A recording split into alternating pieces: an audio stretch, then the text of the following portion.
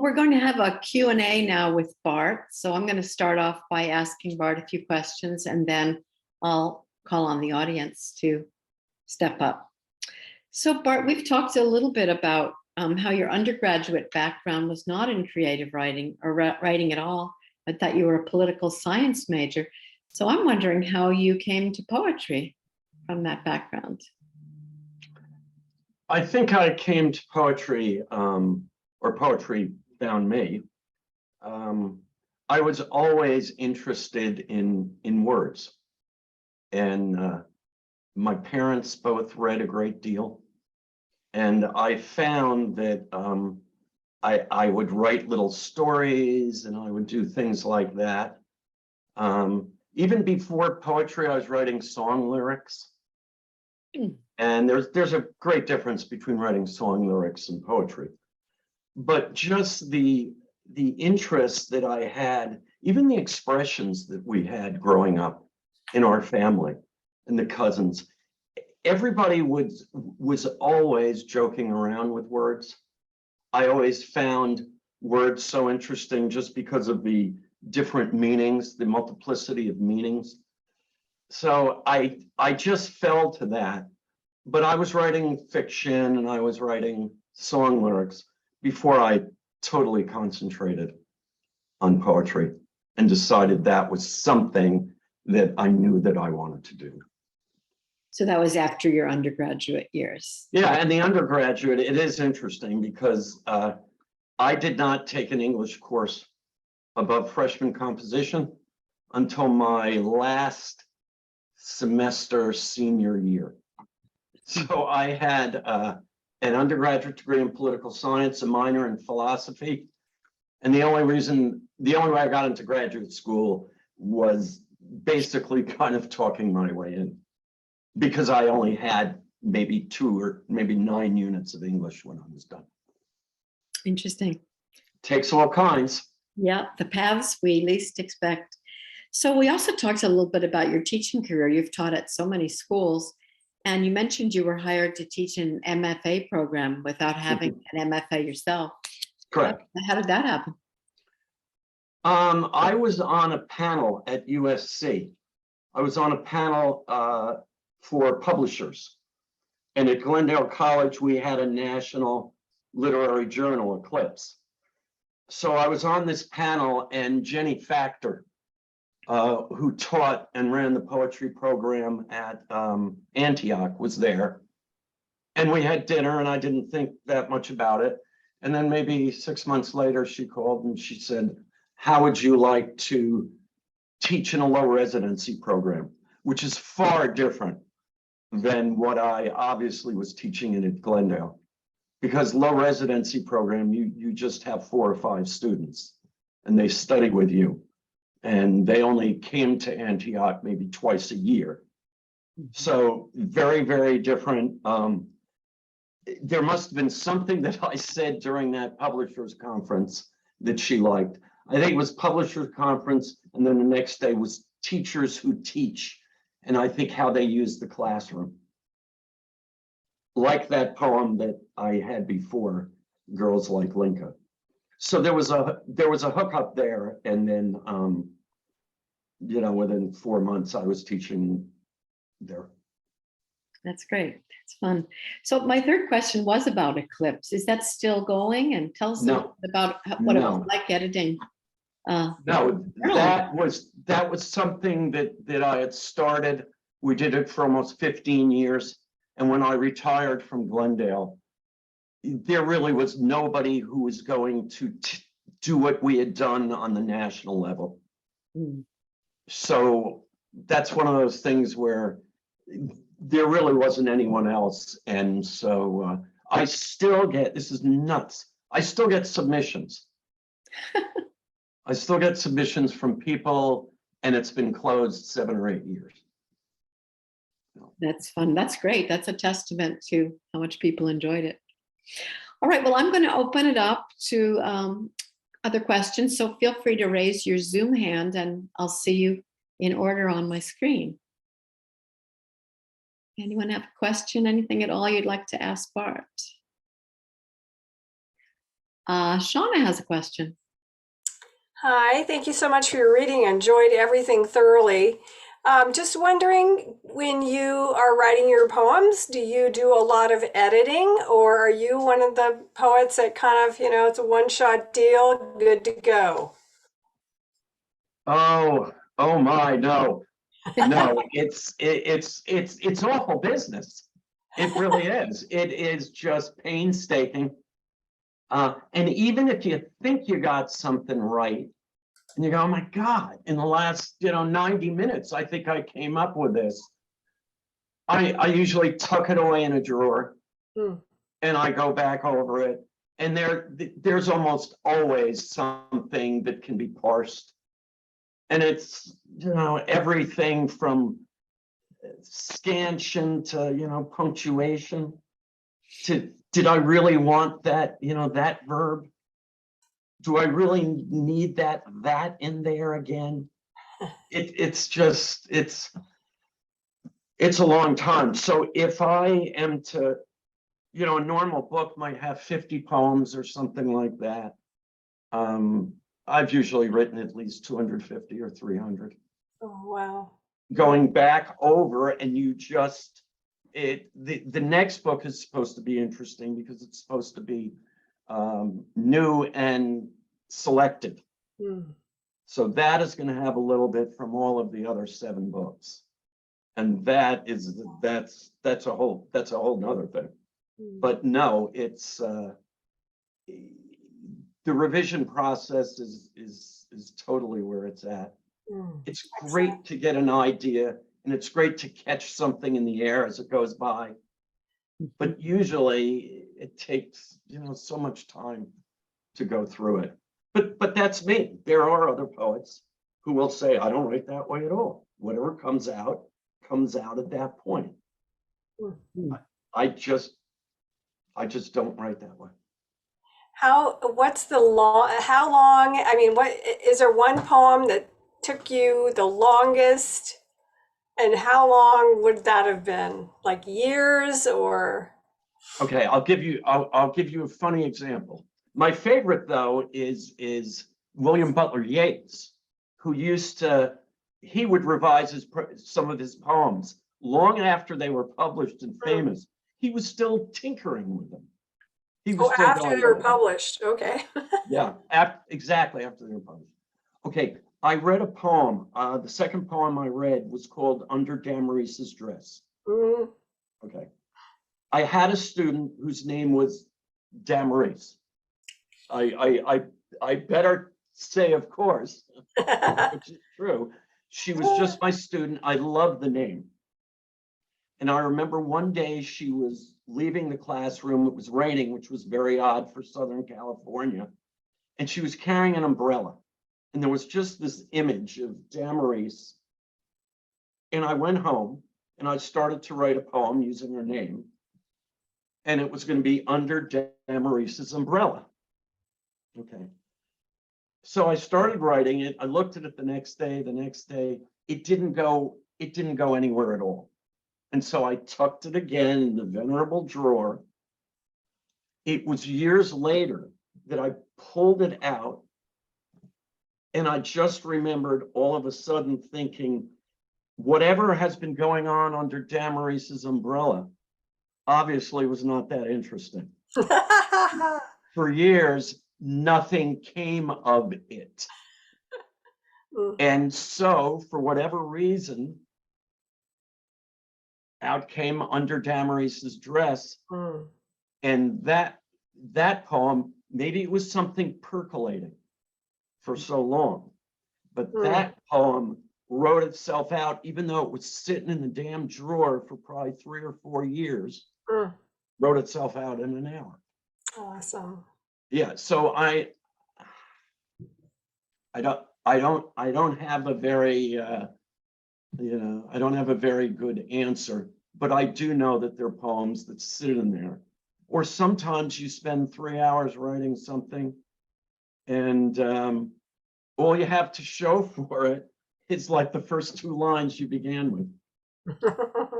But then you pick that up and sometimes in another frame of mind, you go in a totally different place. Mm. Thank you very much. Thank you for Donna. being patient with a very long answer. That That's was very, very interesting to me, though, because I always like to hear about other writers' process, and I could relate to a lot of what you said there. Robert has a question.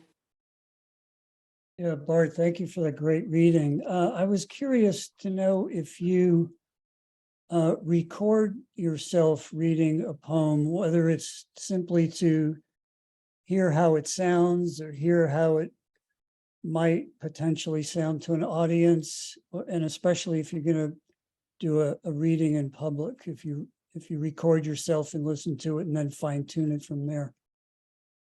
Robert, that's probably a good idea that I don't normally do. And I probably should, and I'm glad you said that.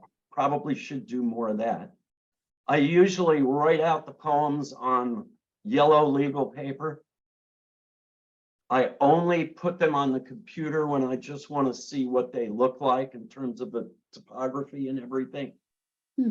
Then yes, what I do later sometimes, especially dealing with the cadence and everything like that. But I probably should do that more. I've just got so much else to do. But I think that's a good idea. Thank you, Robert. Masha has a question. I loved your poems, Thank you, Masha. especially the last three. But I was wondering, what was your inspiration for girls like was it Leica. Leica? Yeah. I think again it was one of my students who kind of let me into her world. There was something about this student who always showed up head to toe, dressed in black. I mean, I knew her through 2 classes for a year. She just was always this way. She was very brilliant. She was troubled in many ways, trying to figure her life out. I showed her the poem after I'd written it, and I was happy that she wasn't taken aback. I just wanted to explore what I thought was part of her energy and a certain sadness that I thought that she had to her. Beautiful. Thanks. Thank you. Thank you, Masha. We have a few more people, so I'm going to move on. Carl Jordan had a question. Are you with us, Carl? Don't see Carl. Oh, yeah, there you are. You just need to unmute. Okay, I'm on with your cousin Amy. I would like to know more about where you used to hang out on Richmond Avenue, but my question is, are you ever inclined to write in rhyme? Well, Under Damaris's Dress is in rhyme, and Carl, what I do, you will find, I think, quite a bit of rhyme, but not in the normal place. So you don't find it, the formal poetry at the end of the line, but I think you'll find a lot of rhyme, at the end of a line, and then maybe 3 lines down the first word. So it can be within the cadence rather than at the end of the cadence. It depends. Yeah, I don't want it in a predictable place. Okay.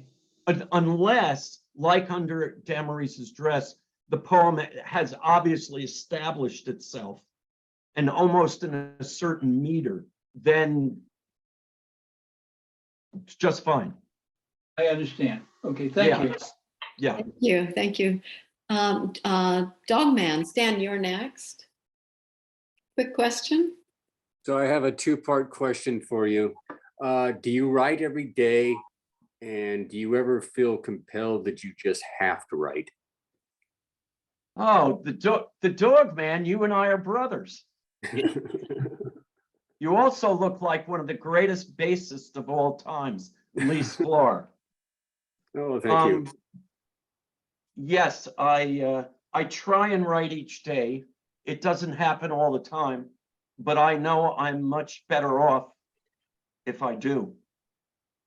Because it gets me in touch with some other part of myself, some metaphoric part of myself. When I'm not writing, I don't see the world the same way.